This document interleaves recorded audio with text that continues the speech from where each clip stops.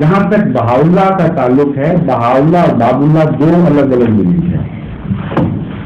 بہاؤلہ نے نبوت کا دعویٰ کیا اور یہ کہا کہ خدا نے مجھے مقرر کیا ہے کہ میں آنے والے جو بھی نواب زندہ آنے والا ہے اس کی بات سے جا کر، اور اس کا کسی بھی بات سے رہتا ہے دروازہ وہ ہے کہ اس میں سے گزر کے آنے والا تشریف لائے گا۔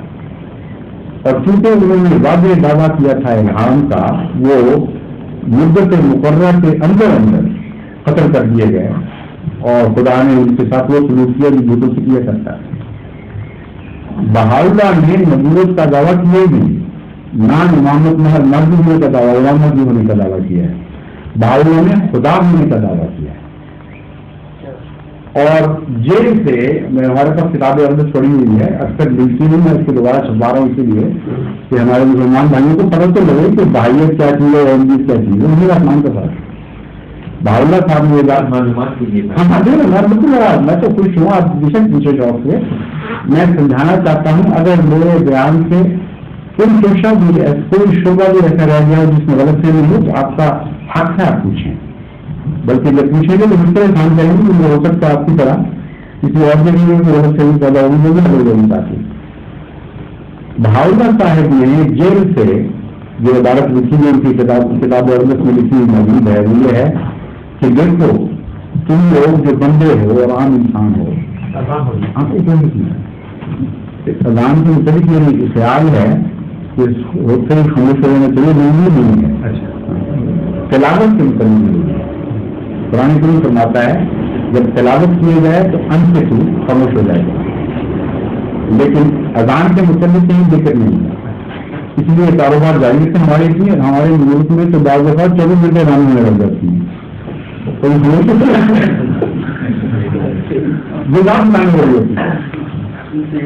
ہاں تو سوال نہیں، یہ تو دین میں اتنا چلنا چاہیے جتنا خدا نے مکلف کیا ہے۔ جب ہم آگے بڑھ کے کریں گے اپنے مقام پہ مشکلیں ڈالیں گے۔ جب اکیلے بیٹھے ہوں کوئی گفتگو دینی نہ ہو رہی ہو یا ضروریات ہو رہی ہوں تو پھر بہتر نہیں ہے کہ نیکی کی بات سنیں، لیکن اگر یہاں بھی دین کی ڈسکشن ہے تو بھائی دوسرا۔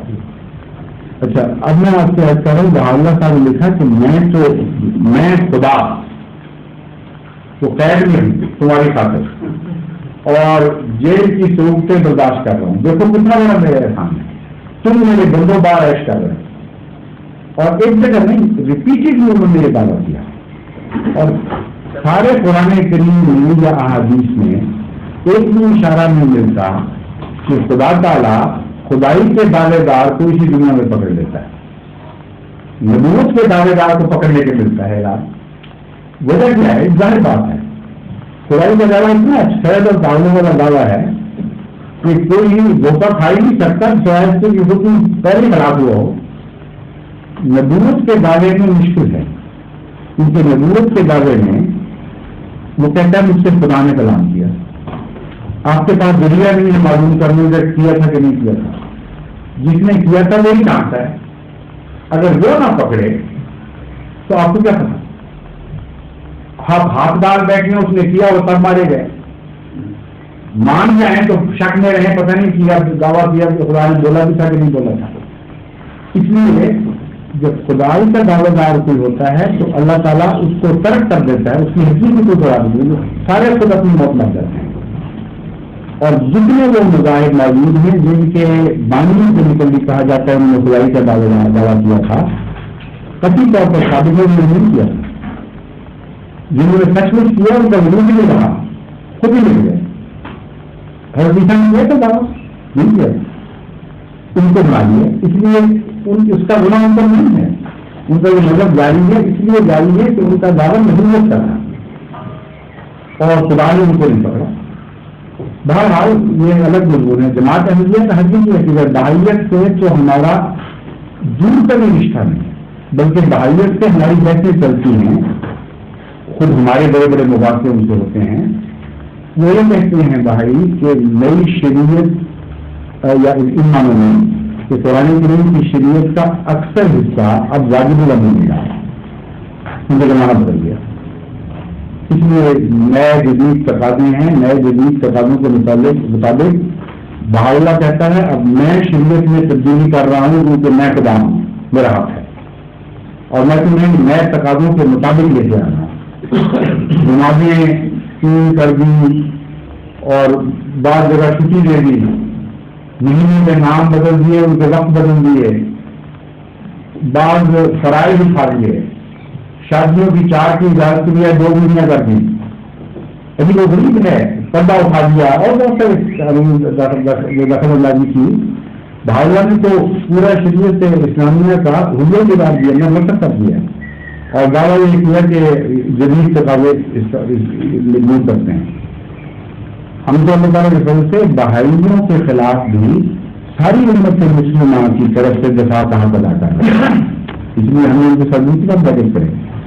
میں آپ کو مثال دیتا ہوں، میں امریکہ گیا، وہاں بھی بڑا ان کا چلا ہوا ہے کہ ساتھ اس معنی میں کہ پروپیگنڈا ہے کہ ہم بہت پھیلے ہیں، ہم قسم لوگ ہیں، خود خدا نے ان کو برکت نہیں دی۔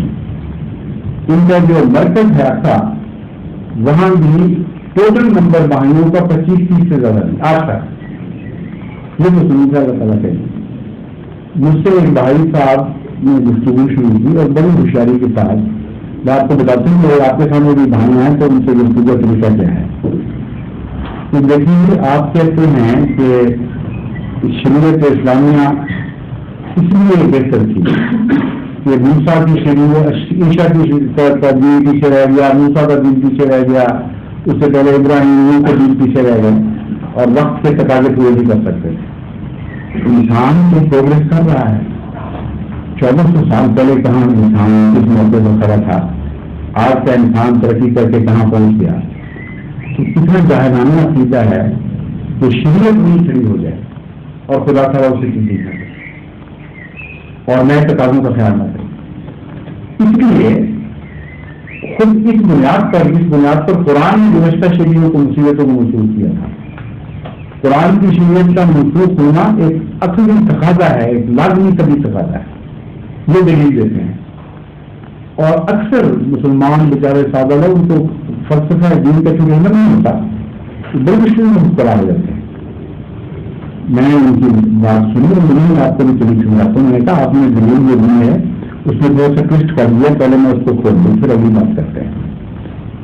قرآن کے لیے نے صرف یہ دعویٰ نہیں کیا کہ ان پچھلے دنوں کے مقابلے پر چونکہ بعد میں ہے اس لیے اس کو حق ہے۔ قرآن کے لیے نے یہ دعویٰ کی ہے یوم اکملت لکم دینکم واتممت علیکم نعمتی ورضیت لکم الاسلام دینا، کہ ہم نے آج دین کو کامل کر دیا۔ یہ دین کے کامل ہونے کا دعویٰ کبھی گزشتہ کسی شریعت نے نہیں کیا تھا اور کامل کے بعد اضافہ نہیں ہو سکتا۔ کامل میں کمی کریں تب مارے گئے، کامل میں اضافہ کریں تب مارے گئے۔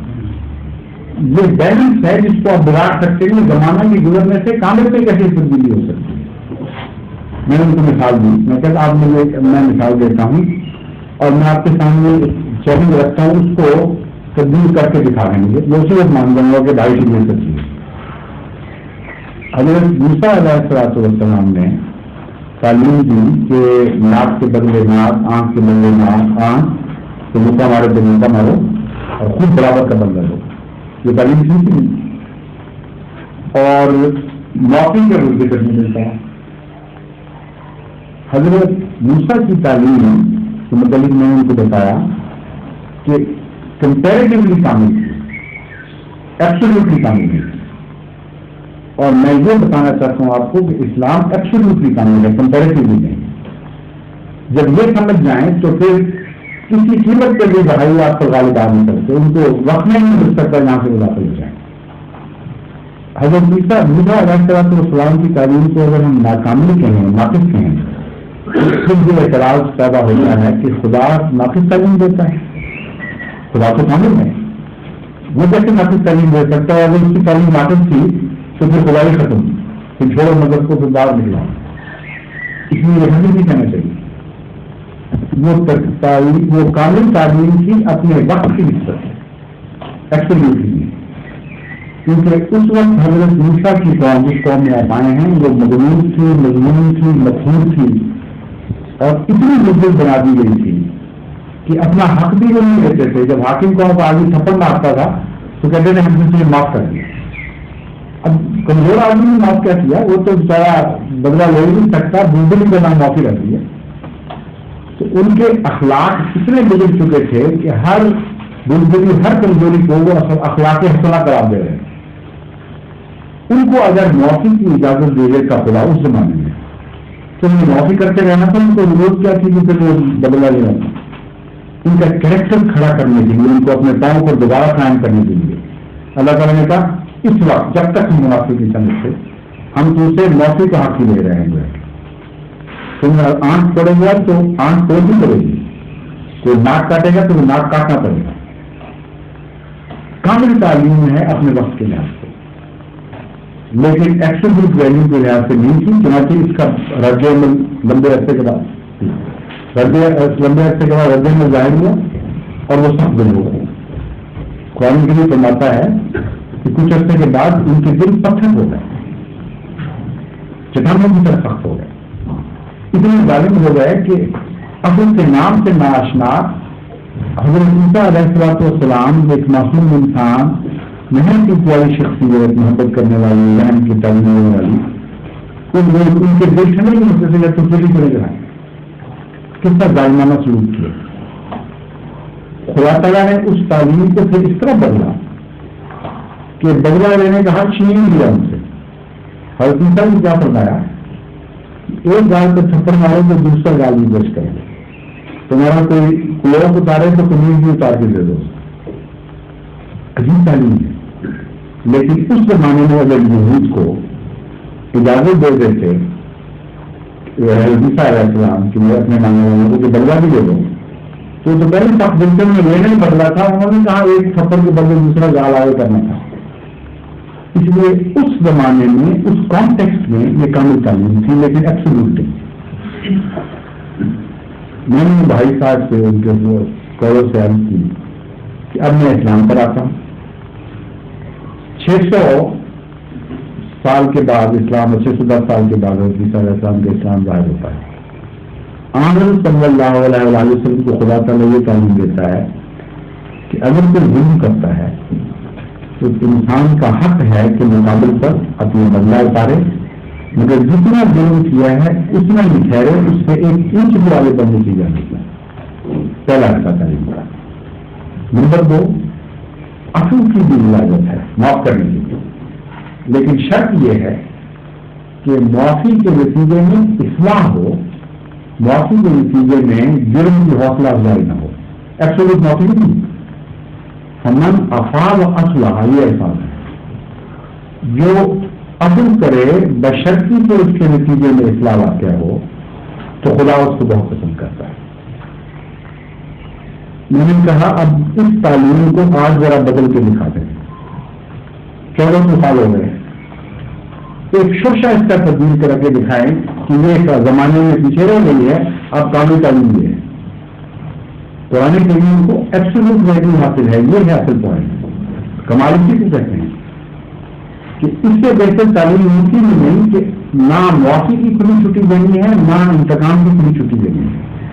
انسان ایڈلٹ ایج کو پہنچ گیا ہے, وہ یہ فیصلہ کرے کہ میں معافی دوں گا. اگر معافی کے نتیجے میں جرم کی حوصلہ افزائی ہوتی ہو تو خدا مجھے معافی کی بھی اجازت نہیں دیتا, میں نے لازمی پھر بدلا لینا ہے. اگر معافی کے نتیجے میں اصلاح ہوتی ہے, کسی کا دل بدل جاتا ہے, کوئی پاک ہو جاتا ہے, تو خدا مجھ سے تقاضا کرتا ہے کہ میں اپنا حق چھوڑ دوں, اس کو معاف کر دوں. تو یہ ہے کمال کا مضمون. اور جماعت احمدیہ کا یہ سیکھا ہے کہ دنیا میں کامل ہوا کہ ہر زمانے کی ضرورت اصولی طور پر بیان فرما دی گئی, اور ہر زمانے کی ضرورت قرآن کریم اور سنت مصطفیٰ اپنے اندر رکھتی ہیں. اس لیے ہماری مثال تو ایسے دوسرے لوگوں سے نہیں ہو سکتی. ایسے کر لیتے ہیں آپ کو سمانا کرتے تھے, ایسے کھا گئے تو بیٹھے. میں کہہ رہا تھا کہ اذان ہو گئی نماز. اچھا ہاں وقت میں دیکھا بلا کر لایا. ایگزیکٹ 8:30 نماز ہوتی ہے. شکریہ آپ نے بتا دیا. اچھا جی بلاک اللہ آپ نے بہت تکلیف فرمائی. آج بھی ہم نے اصل میں سوال جواب کی مجلس میں رکھی تھی نا, میں نے کہا میں کچھ باتیں اپنی طور پر کر دیتا ہوں تو پھر آپ جب چاہیں جس طرح ظہور مہدی آخر زمان